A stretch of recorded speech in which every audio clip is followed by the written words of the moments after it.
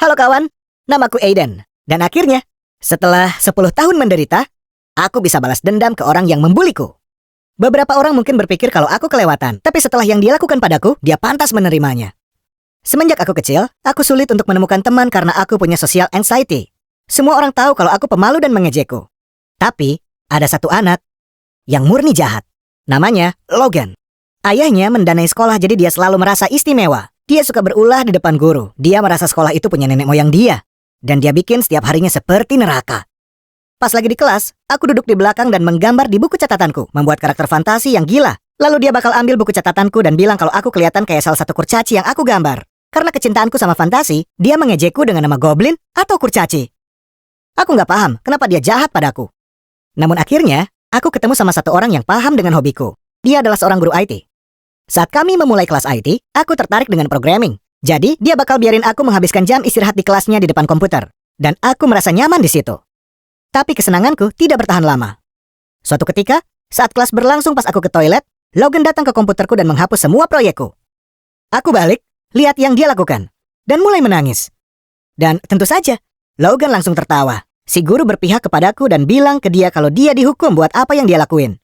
Logan jadi sangat marah. Dia mulai mengoceh. Kamu kenal aku ini siapa? Tahu kan, omongan kayak ayahku kaya. Dan aku merasa senang karena akhirnya ada yang membelaku. Tapi besoknya, aku datang ke kelas dan lihat kalau guru itu nggak ada. Guru lain datang dan memberitahu kami kalau guru IT kami harus mengambil cuti. Logan menoleh padaku dan tersenyum. Ini salah dia. Dia bikin hidupku sengsara dan dia merenggut satu-satunya kesenanganku. Emosiku mulai mencapai batas. Aku nyamperin dia, ku genggam tanganku, udah siap adu jotos. Hati-hati ya, Goblin, kamu juga bisa aku usir. Katanya sambil tersenyum. Dan yang parahnya, aku tahu dia mampu. Aku nangis sepanjang malam. Jujur, aku merasa nggak berdaya. Setiap kali aku nemuin sesuatu yang bikin aku bahagia, dia selalu merenggutnya dariku. Satu-satunya hal baik yang tersisa adalah kelulusan udah nggak lama lagi. Dan aku lulus di kampus yang jauh dari sini. Dan aku tahu bocah itu nggak bisa masuk. Dengan nilai dia, bahkan ayahnya pun nggak bisa nyogok biar dia diterima. Dan itu rasanya seperti kemenangan. Saat aku udah kuliah, aku putuskan untuk fokus belajar dan berhenti menjadi anak aneh. Aku nggak ngikutin rencana itu.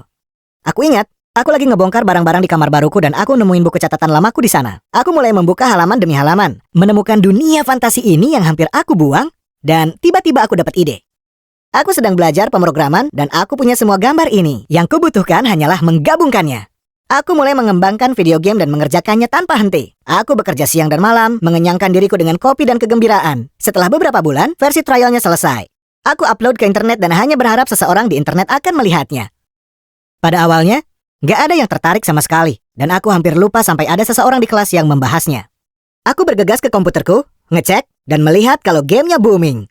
Jumlah downloadnya sekitar 10.000. Aku nggak percaya. Tak lama kemudian, hidupku akan berubah selamanya. Aku lagi duduk di kamar kerja, waktu dapat telepon dari salah satu tech company, katanya mereka pengen ngomongin tentang investasi. Aku aturin jadwal meeting, lalu matiin telepon, takut, terkejut.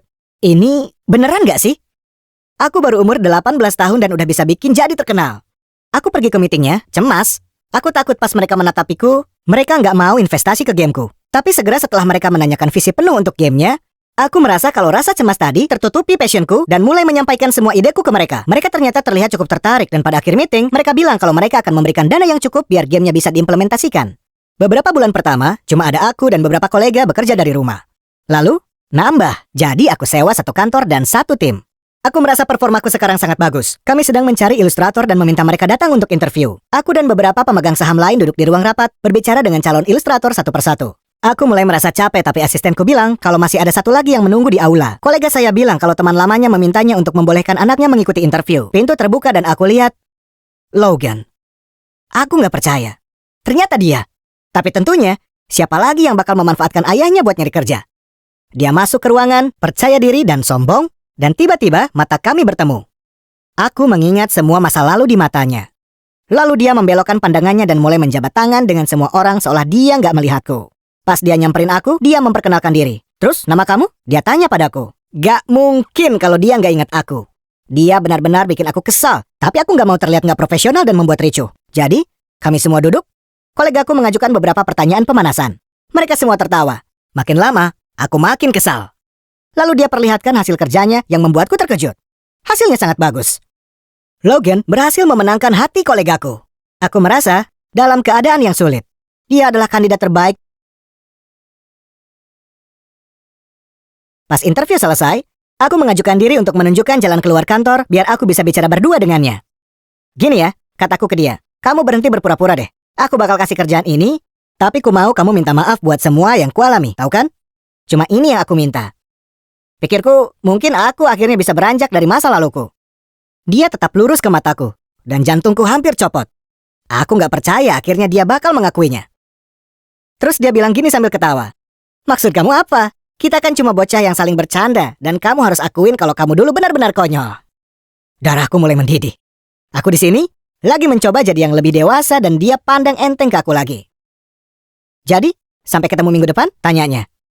Aku nggak bisa biarin dia lakuin ini lagi kepadaku. Ingat gimana dulu kamu sering bilang aku kayak goblin? Jawabku. Ya, secara definisi, goblin adalah makhluk nakal dan jahat. Nanti kamu bakal paham apa yang kumaksud. Dia nyengir dan meninggalkan gedung. Tak lama kemudian, aku bakal menghadiri upacara penghargaan ini di mana hampir semua orang-orang besar di industri akan berkumpul. Game kami mendapatkan penghargaan dan aku harus naik panggung untuk membuat pidato besar. Aku udah nyiapin pidato ini sebulan penuh, tapi begitu aku naik ke panggung, aku tahu aku harus ngerubahnya. Ku ceritakan kisahku, tentang gambarku, tentang pembolian Logan yang mengerikan, dan tentang aku, yang akhirnya mendapatkan pengakuan dan bertemu dengannya di interview. Aku memastikan semua orang tahu apa yang aku alami dan siapa yang menyebabkannya. Beberapa hari kemudian, aku ketemu mantan teman kelasku, dan dia bilang kalau Logan terlilit hutang dan sulit mencari pekerjaan. Aku tahu yang aku lakuin kelihatan sepele, tapi harus ada yang lakuin. Beberapa orang selalu merasa mereka punya hak istimewa buat bikin hidup orang lain sengsara tanpa berpikir konsekuensinya. Dan ini adalah kisahku. Akhirnya aku merasa bebas. Rasanya ini seperti awal kisah luar biasaku. Aku sekarang sedang mengerjakan versi ketiga dan seluruh franchise-nya diperkirakan akan mencapai $1 juta. Aku nggak pernah bayangin kalau impianku bisa membawaku sejauh ini. Kuharap aku bisa balik ke aku yang umur 10 tahun dan bilang ke dia berhenti malu karena kamu beda. Karena kamu cuma butuh percaya ke satu orang, dan itu adalah dirimu sendiri.